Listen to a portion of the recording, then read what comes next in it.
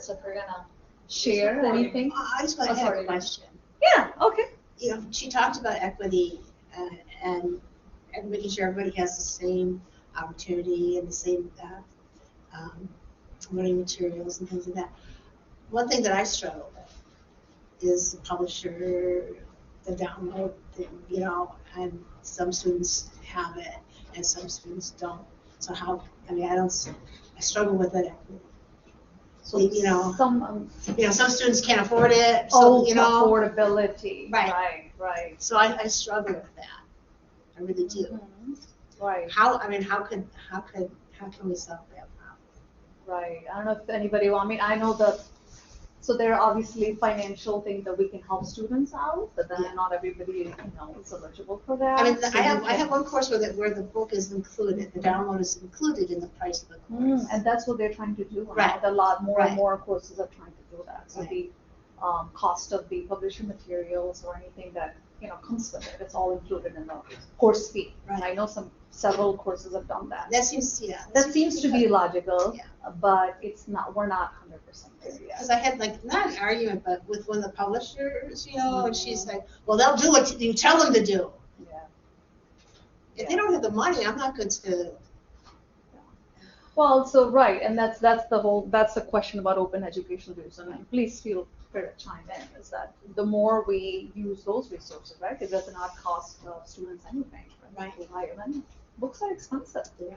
Very expensive. So we're trying to get the more and more faculty trained and trying to have them use it, but we're not there yet. I can tell you, we would like to increase use of OER, but. Good question. So either respond to Julie's question or if you have any thoughts about what you just heard. So there are a lot of questions on equity and making classes inclusive. So I mean, I use my own material for that. When there's a question of I just use my own material. Okay. I think that's the best you can do. Right? If you have the flexibility to use supplemental material, that's kind of what I do. I have recommended books, and even though those are inexpensive, but I tell students on day one, I don't expect you to purchase these. Yeah. If you do, great. I don't form quizzes specifically based on content that you'll only find in the book. The content you can find anywhere, and I give other options. And students want to share books, that's fine. But I guess it's more work maybe on our end than to provide additional materials. That's okay. They're not depending on that. It's okay. I've just been strong-armed. I've never, by a publisher, I've never experienced that before. Right. So, but not everybody uses it. So how do you institutionalize this? Right. So that's where we fail. It's like all these good practices, but it's very much in pockets and then not fully scaled up. Right. So other thoughts, takeaways? Well, that's video. I know already that I like her whole idea of relating things to real life. Once again, I know I teach psychology, so it's pretty easy to do that. But one thing I found is that the other day we were talking about sleep disorders like night terrors, nightmares, sleepwalking, and rather than just talk to them about it, I asked them about their experiences with these things. And that's something I found out when you phrase a question to them in the form of what are your experiences with this stuff, they jump at the chance to tell you. And they, which I was surprised that people just offered up their stories of just oh yeah, I used to be a sleepwalker. It led to a really interesting discussion about the mechanics of sleepwalking and why people aren't dreaming when they sleepwalk and what's actually going on in their heads when they do that, because they're in NREM sleep. When sleepwalking occurs during NREM sleep, which is 90% of all dreams occur during REM sleep. And this just led to a really fascinating discussion that just expecting to happen. And no, it was a really rewarding.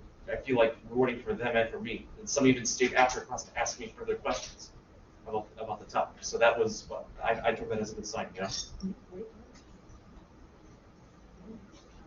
kind of magical when that's happened. Mm. Other thoughts, reflections? Anybody else? John?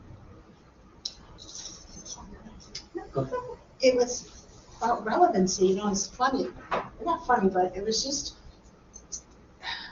today we worked on implicit bias, right? And in my social psychology class.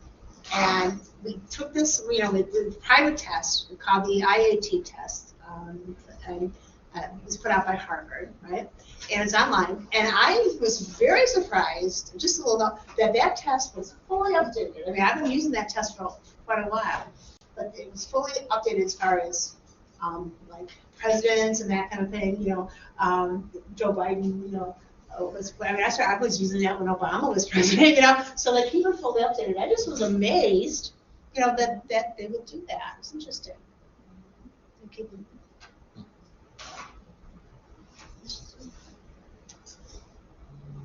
So Beth talked a little bit about understanding students' backgrounds and just trying to get to know them as much as possible, which can be difficult if you have a large number of students.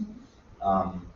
I'm fortunate to have a pretty small class, so I do try, you know, I survey the students before class even begins through Blackboard. I might ask questions and ask them to join a discussion, because it does help to have an idea of who's entering your class and what sometimes what baggage they might be carrying. And you know, and a lighter example is, okay, well, do you work full time? That might impact how well you do in the class. And I like to know, you know, what barriers students might have throughout the semester, or just what their real life experience is with the topics. And I'm looking for ways that Blackboard can maybe help us know our students a little bit better, or keep track of some of this criteria. You know, maybe in their profile we can make. Maybe we can. I don't know if we can make notes in their Blackboard profile. Interesting. I just know that not everybody uses Blackboard. Minimally, they'll have it. We're just talking about they minimally have to have a shell, but then the use of it is very it's all over the place. Some students have to use a nickname. Use a nickname, that kind of thing too. Right. How do we make a notation? Yeah. I mean, I have to remember it, but sometimes, you know, memory fails a little bit. Yeah. It'd be great. Or I mean, honestly, I wish photos were available in Blackboard. You know, They just can like- stick them in. They can stick them in. They can, but They can take pictures and upload it. That's an activity you can. I don't know if you can mandate it. Everybody does it, but you can have it. I'm gonna try. It's easy to take pictures. But it would be great if the college art was able to just kind of sync up like college ID photos into Blackboard. I was just thinking about that. That'd be nice. Kind of feel and syncing up things. So I can tell you. But one day we'll get there.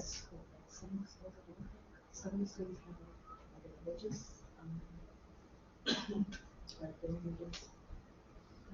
Yeah, I'm sure there's going to be exceptions. Yeah, I'm going to try. But good idea. Good thought. Did you have anything else to say, John? Or Bets? We still have 2 more videos to watch. She mentioned adaptive learning technologies. Do you have an example of that, or do you know what that might refer to? I think that's referring to like what's going on with like the McGraw-Hill book I'm using right now, where I've run through like previews of the assignments, and after the chapter, there isn't a set amount of questions.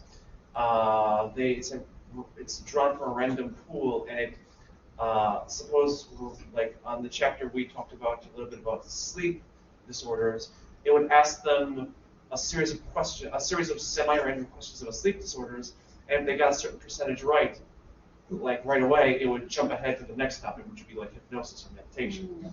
And if they didn't get it right, it would be even more questions on sleep disorders. I think that's what we're talking about. Right. I know one adaptive tool that we use in the math department. I don't know if they're using it, but something called Alex, and it would adapt to your knowledge.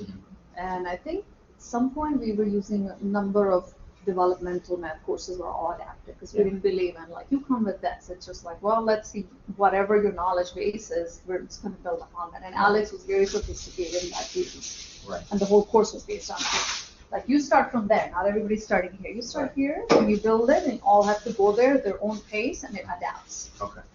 So that's one of the tools I'm aware of. Alec's been around for a long time. But I don't think we really, again, Yeah. scaled up Right. the use of that. Right? Okay. Okay, we'll move on to Jill Obianco. I think she's from